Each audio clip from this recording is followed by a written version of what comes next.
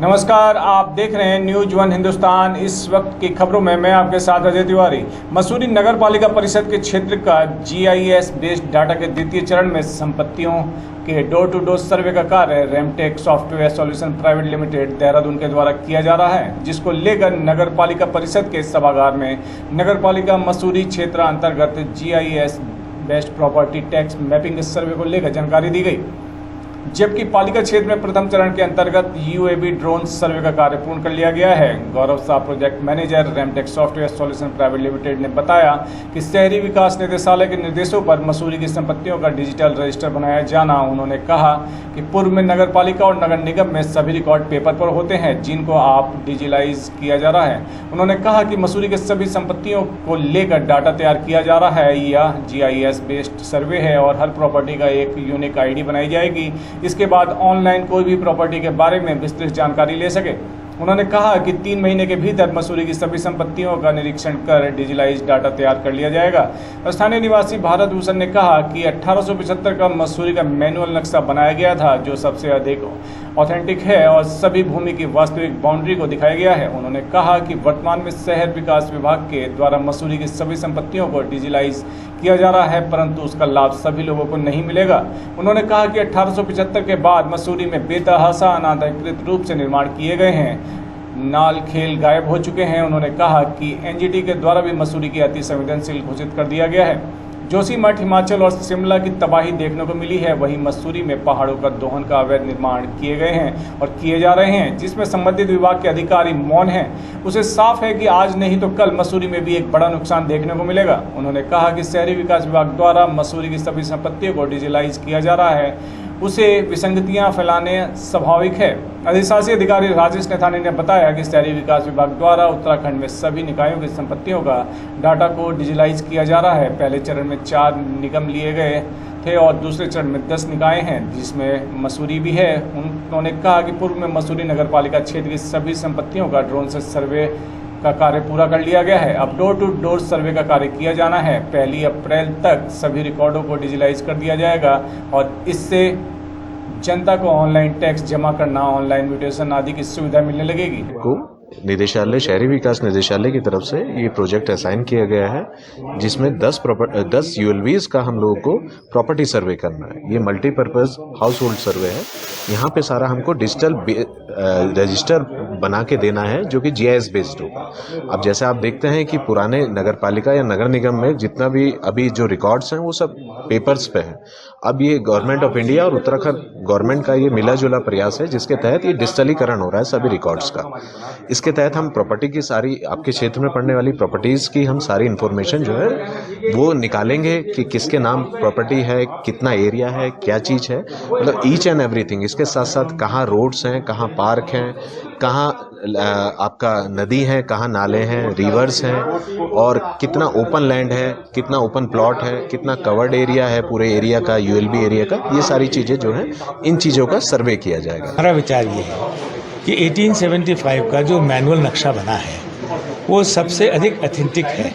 उसमें सारी जितनी स्टेट है उनकी नेचुरल बाउंड्री दिखाई गई। यदि उसके दिगर ये सर्वे किया जाता है तो इस सर्वे का लाभ किसी प्रकार से नहीं होने वाला है। 1875 के नक्शे पर ये सुपर इम्पोज करते, उसके बाद इन्हें मालूम चलता है कितने नाले खाले गायब हो गए, कहाँ कहाँ अनऑथराइज कंस्ट्रक्शन हुई है। उसके लिए वो क्या करते हैं वो बात की है, पर एक जगह ऐसी स्थिति तो स्पष्ट आ जाए कि हाँ भाई ये शहर की वास्तविक स्थिति है और इस पर इतने नाले बंद हो चुके हैं, इतने खाले गायब हो चुके हैं, आखिर उनका हिसाब कब होगा। NGT अपने प्रयास में लगी है। जोशीमठ की त्राजेडी सबके सामने है, शिमला और हिमाचल की त्रासदी सबके सामने, मसूरी शहर का लंढौर का एक विशेष क्षेत्र आज इस स्थिति में बैठा है। यदि हम पानी के बहाव को आज भी रोक रहे हैं, जो उसका स्वाभाविक बहाव है, तो आज नहीं तो कल ये निश्चित है कि मसूरी भी धसाव की ओर बढ़ जाएगा। जिसकी जिम्मेदारी कौन लेगा ये मैं आपको नहीं बता सकता।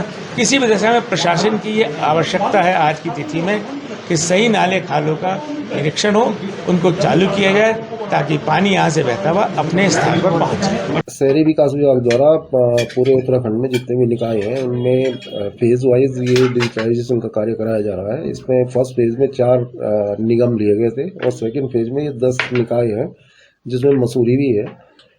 और इसमें ड्रोन सर्वे हमारा कंप्लीट हो चुका है और डोर टू डोर सर्वे होना है, जो टीम घर पे जाएगी और उसकी पूरी डिटेल लेगी। उस सर्वे के बाद हमारा ये उम्मीद है कि 1 अप्रैल से हमारा ये सारा सिस्टम ऑनलाइन हो जाएगा और इससे पब्लिक को ऑनलाइन टैक्स जमा करने की, ऑनलाइन म्यूटेशन की सुविधाएं मिलेंगी, तो उन्हें नगर पालिका नहीं आना पड़ेगा।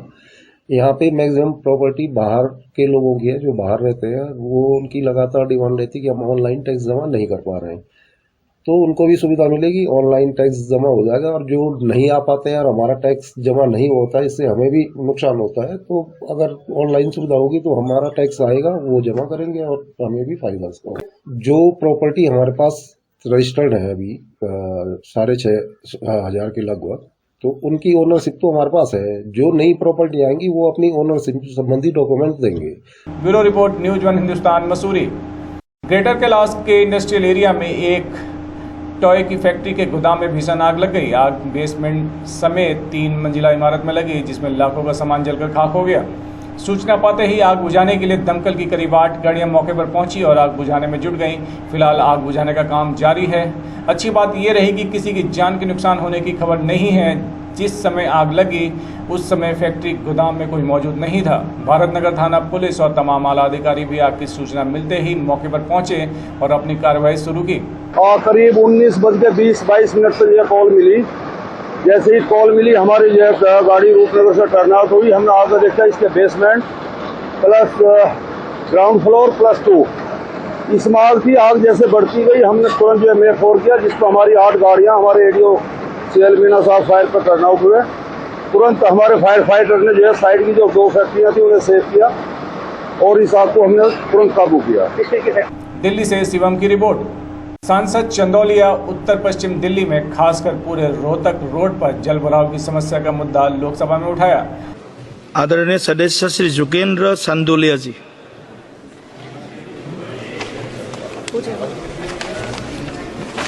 आदरणीय सभापति जी, मैं आपका ध्यान इस सदन में दिल्ली में लगभग 2.5 करोड़ की आबादी है और पिछले मानसून के आने के बाद से दिल्ली के लोग इस जल भराव के कारण, जो दिल्ली की सरकार की असफलता है, दिल्ली नगर निगम की असफलता है, घंटों घंटों तक जल भराव रहता है और उस जल भराव के कारण उत्तर पश्चिम दिल्ली से सांसद योगेंद्र चंदोलिया ने आज लोकसभा में शून्यकाल के दौरान दिल्ली में टीकरी कला से पीरागढ़ी चौक के साथ ही पूरे रोहतक रोड क्षेत्र में जल भराव की समस्या का मुद्दा उठाया और केजरीवाल की सरकार को घेरते हुए कहा, ऐसी ही जल भराव की स्थिति पूरी दिल्ली में देखने को मिल रही है। सांसद ने लोकसभा में दिल्ली में जल भराव की विकराल स्थिति का मामला उठाया और कहा कि दिल्ली सरकार एवं नगर निगम पूरी तरह फेल हो गए हैं। उन्होंने मांग की कि केंद्र सरकार के संबंधित मंत्री दिल्ली को, खासकर उत्तर पश्चिमी दिल्ली की इस समस्या पर ध्यान देकर हल करवाएं। दिल्ली में लगभग 2.5 करोड़ की आबादी है और पिछले मानसून के आने के बाद से दिल्ली के लोग इस जल भराव के कारण, जो दिल्ली की सरकार की असफलता है, दिल्ली नगर निगम की असफलता है, घंटों घंटों तक जल भराव रहता है और उस जल भराव के कारण राजेंद्र नगर के अंदर 3 छात्रों की मौत हुई, किराड़ी के अंदर 1 व्यक्ति की मौत हुई, सिरसपुर के अंदर 2 बच्चों की डूबने से मौत हुई, 2 बच्चों की मौत उस्मानपुर में पानी के जल भराव के कारण हुई। मैं जिस क्षेत्र से उत्तर पश्चिम लोकसभा से आता हूं, आपका ध्यान दिलाना चाहता हूं कि रोहतक रोड, जो दिल्ली रोहतक रोड के नाम से जाना जाता है, यहां से बहादुरगढ़ से लेकर दिल्ली से लोग हरियाणा पंजाब जाते हैं। लाखों की संख्या में लोग इसी प्रकार से दिल्ली रोहतक रोड के माध्यम से आते हैं। टीकरी गांव से लेकर पीरागढ़ी तक की हालत ये है कि 3-3, 4-4 फुट पानी, कल रात को बारिश हुई थी, आज भी पानी वहां भरा पड़ा है। दिल्ली सरकार की लापरवाही के कारण, दिल्ली नगर निगम की लापरवाही के कारण लोग वहां पर जूझ रहे हैं। 2-2 घंटे तक कोई भी व्यक्ति 2 किलोमीटर से ज्यादा चल नहीं पाता।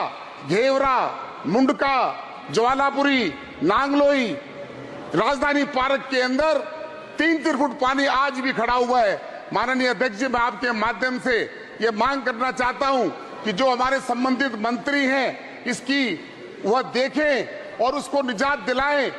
दिल्ली सरकार की के कारण लगभग 190 करोड़ की एक योजना जो नालों की और सड़क की है, दिल्ली सरकार की कैबिनेट की बैठक ना होने के कारण वह पास नहीं हो पा रही है। Bureau report, news one Hindustan, Delhi. Mussoorie में 500 साल से भी ज्यादा पुराने नाग मंदिर में नाग पंचमी का पर्व धूमधाम के साथ मनाया गया। इस मौके पर मसूरी और आसपास के क्षेत्र से हजारों की संख्या में श्रद्धालु नाग मंदिर पहुंचे। नाग मंदिर पर स्थापित 500 साल से भी ज्यादा पुरानी मूर्ति का दुग्धाभिषेक किया गया और नाग देवता के दर्शन किए। इस मौके पर नाग मंदिर समिति द्वारा आयोजित 15वां श्रीमद् भागवत कथा ज्ञान यज्ञ कथा का भी विधि विधान के साथ समापन किया गया। नाग पंचमी के दिन नाग देवता के मंदिर में मसूरी और आसपास के शहरों गाँव के लोग बड़ी संख्या में पहुंचे और नाग देवता के दर्शन किए।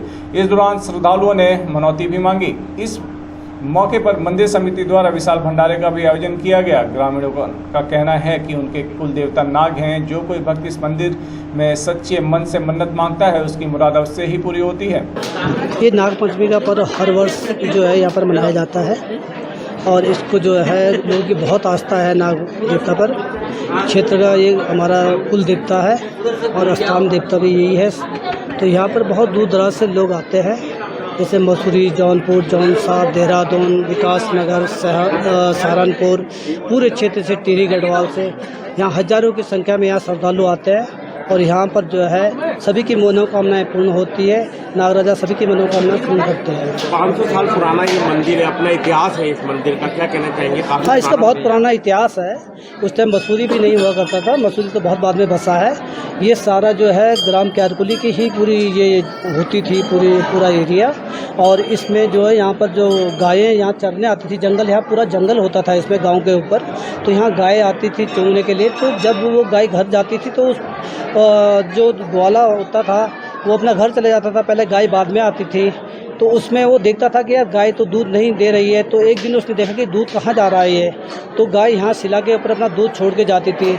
उसके बाद ही गांव वालों ने यहाँ पर जो है अपने कुल देवता की स्थापना की है। मंदिर के पुजारी गौरव उनियाल ने बताया कि हिंदू धर्म की मान्यताओं के अनुसार सावन मास की शुक्ल पक्ष पंचमी तिथि को नाग पंचमी का त्यौहार मनाया जाता है। ऐसी मान्यता है कि इस दिन नाग देवता की पूजा करने से जीवन में सुख शांति बनी रहती है, साथ ही सर्प दंश या सर्प दोष से मुक्ति मिलती है। उन्होंने कहा कि नाग पंचमी के पावन त्यौहार में बड़ी संख्या में श्रद्धालुओं ने भगवान नाग देवता के दर्शन कर शिवलिंग जलाभिषेक किया और नाग देवता की प्रतिमा पर दुग्धाभिषेक कर परिवार की खुशहाली की कामना की।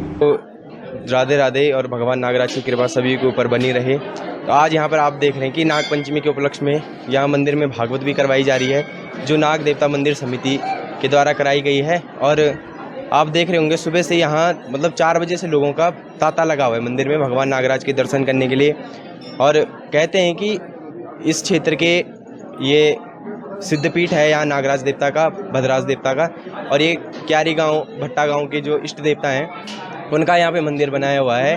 तो यहाँ ये विशेषकर इन्हीं के लिए नहीं, सभी जगह के लिए कोई भी भक्त यहाँ पर आ सकता है दर्शन करके। और भगवान नागराज आज नाग पंचमी के दिन क्या है, जो आपका काल सर्प योग है कुंडली में, तो उसका पूजन करवा के आज यहाँ मंदिर में अगर आप पूजन करवा रहे हो तो वो काल सर्प दोष हमेशा के लिए खत्म हो जाता है। Bureau report, news one Hindustan, Mussoorie. बने रहे खबरों में, देखते रहे न्यूज वन हिंदुस्तान। नमस्कार। आप देख रहे हैं न्यूज वन हिंदुस्तान।